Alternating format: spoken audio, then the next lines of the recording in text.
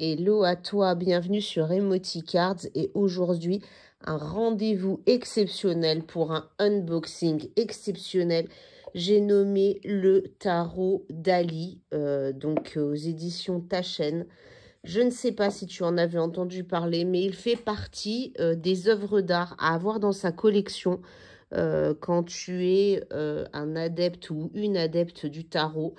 C'est vraiment une œuvre d'art, une pièce juste magique, tu vas pouvoir le voir, qui t'ouvre toutes les portes de l'univers créatif et merveilleux de Dali, dans la délicatesse, avec une forte connexion à l'intuition, à l'art, à la spiritualité.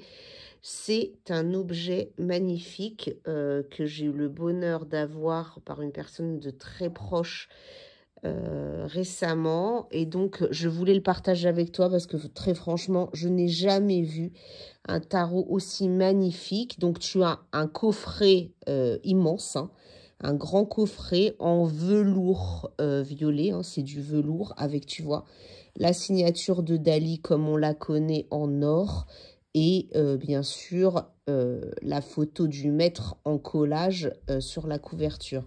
Alors je te propose tout de suite d'ouvrir cette œuvre d'art, hein, comme je te le disais. Ça s'ouvre comme ça et ça s'ouvre sur un magnifique livret, donc noir et or cette fois-ci.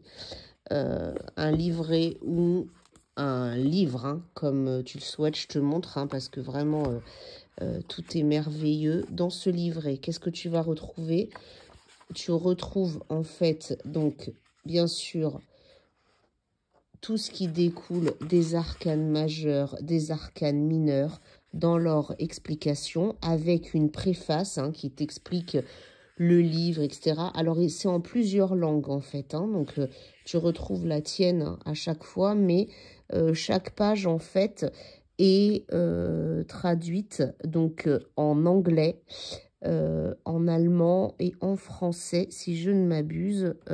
Et donc, tu as des choses sur la vie de Salvatore Dali, son œuvre, et ensuite, tu as la structure du tarot. Et donc, tu as une première partie sur les règles du tirage du tarot. Comment lire? Alors là, je te montre, hein, tu as des exemples de tirage assez simples, ma foi, mais qui te donnent un éclairage nouveau. Tu as les références artistiques qui ont servi à construire ce tarot. Et ensuite, on retrouve comme d'habitude les arcanes majeurs, mineurs, tout illustré, hein, donc tu es dans un tarot entièrement et intégralement illustré, même sur les arcanes mineurs. Et qu'est-ce que tu retrouves à chaque fois? Sur la page de gauche, la carte. Donc là, comme tu peux le voir, tu es sur la carte du magicien. Et à ta droite, en fait, l'interprétation, alors ce qu'on appelle la magie personnelle. Alors là, tu rentres dans le descriptif de la carte, dans ce que Dali a voulu illustrer, dans les messages qu'il a voulu te donner, les conseils pratiques, avec à chaque fois une citation qui est assez sympa. Tu vois là, par exemple, pour le magicien, tu as en conseil pratique: nul ne peut vous révéler vos chances personnelles ou vous les retirer. Seul compte ici l'esprit d'invention, la créativité et le sens de la communication. Contribuez vous-même à votre réussite personnelle. Et à chaque fois, les références artistiques, puisque c'est aussi, en dehors d'être un tarot magique, une véritable œuvre d'art.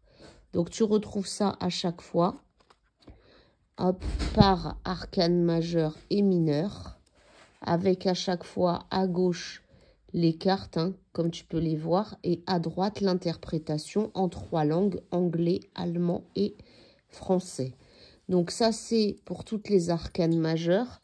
Ensuite, tu vas retrouver les arcanes mineures. Donc tu vois à chaque fois, donc séparation en violet et or. Et en arcane mineure, on démarre toujours par les personnages de la cour. Donc tu as par exemple la reine de bâton, donc même structure que pour les arcanes majeures. Ce qui est extrêmement rare dans un livre de tarot, c'est qu'il y a un respect des formes de A à Z, que tu sois en mineur ou en majeur. Les arcanes mineures sont considérées comme tout autant importantes que les majeures dans les descriptifs des cartes, les références artistiques et les messages que tu dois en tirer. Donc là, tu vois, tout est illustré, hein. On est sur les bâtons. Tu as la même chose, donc suite par suite. Hein. Là, tu as les coupes sous les yeux. Donc à chaque fois, avec les personnages de la cour en premier et ensuite la suite. Ce qui est inhabituel, hein, dans un jeu de tarot. Là, tu vois les épées à l'écran. Hop.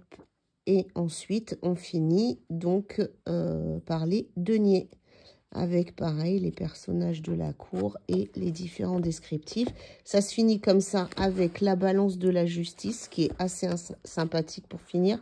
Et tu as aussi encore des références, hein, sur qui a écrit, etc. Donc un véritable livre d'art. Tu entends mes chiens en même temps applaudir. Et ensuite, tu arrives au tarot lui-même. Donc, que tu peux emporter. Donc, bien que la boîte soit grande et le livre aussi, tu as ton petit tarot tout en or. Tu vois, Dali Tarot, c'est juste magnifique.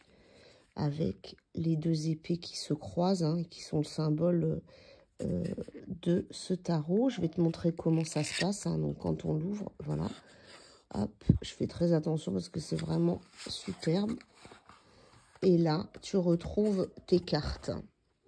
Donc, elles ne sont pas dans l'ordre parce que je n'ai pas pu résister à la magie de le découvrir et de faire déjà un tirage. Mais je voulais te montrer. Alors, voilà, recto, verso. Ok. À chaque fois, en fait, tu as le numéro, le nom de la carte, des références astrologiques, aux signes astrologiques, à l'élément, la cabale et le numéro de la carte. Donc à chaque fois en chiffres romains. Et ensuite, voilà, charge à toi de laisser aller ton intuition par rapport à ce que tu découvres. La carte du monde, hein. Donc on est très très très dans l'univers de Dali. Un peu déjanté, mais très porteur au niveau de l'intuition. Donc avec des références, hein, tu as parfois des peintures, parfois des collages, parfois des croquis. Voilà, tu retrouves, je te fais rapidement parce qu'après je te laisserai toi-même, si tu souhaites en savoir plus, découvrir ce tarot en l'achetant. Alors bien sûr il faut aimer, hein, l'univers de Dali, mais comme tu le vois à l'écran, les arcanes mineurs sont autant décorés que les majeurs. Regarde ce 3 d'épée qui, de par la symbolique, en fait, t'aide. Alors, c'est un tarot qui va t'aider aussi, si jamais tu n'es pas trop encore rompu à l'exercice ou à la connaissance de tes cartes. Il te permet, par toute la symbolique, en fait, si artistiquement tu es sensible à l'univers de Dali, de voyager et de finalement trouver toi-même l'interprétation des cartes. C'est assez marrant d'ailleurs que Dali se soit positionné en magicien, puisque c'était quand même le maître de la créativité. Voilà, la justice. Donc tu retrouves à chaque fois des références. Là, on est dans de la suite de bâtons. L'étoile, avec cet amphore. Les coupes. On passe chez les épées. On revient chez les coupes. Hein. Donc rien n'est dans l'ordre, hein, comme je te l'avais dit, parce que j'ai déjà pratiqué un tirage. Et je me disais que c'était intéressant aussi, vu qu'on est sur un tarot créatif et qu'on est dans l'univers de Dali, de finalement te les montrer à l'envers pour que tu ne puisses t'attendre à la carte suivante. Restons dans le suspense jusqu'au bout. La tempérance, magnifique. Le diable. La reine de coupe. Et tu vois toujours cet univers un peu androgyne de Dali, hein, qui s'amuse à nous mettre une reine de coupe un peu masculine.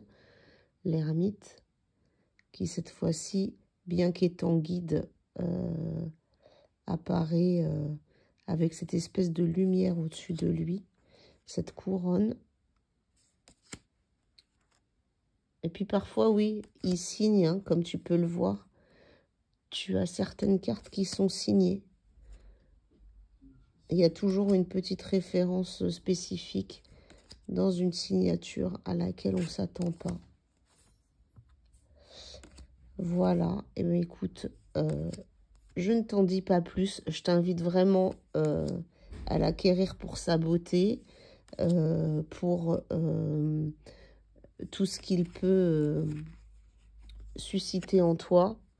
Bien sûr, si tu aimes l'art et que tu aimes Dali, tu craqueras complètement puisque on est vraiment dans l'univers, hein, plongé complètement avec des références bibliques, des références spirituelles, des mises en scène de l'artiste et diverses techniques artistiques employées. Donc on est vraiment dans ce qu'on dit du tarot, c'est-à-dire que au-delà de son côté ésotérique et puissance en développement personnel, il est avant tout un objet artistique où plusieurs grands peintres, grands artistes, grands illustrateurs se sont essayés.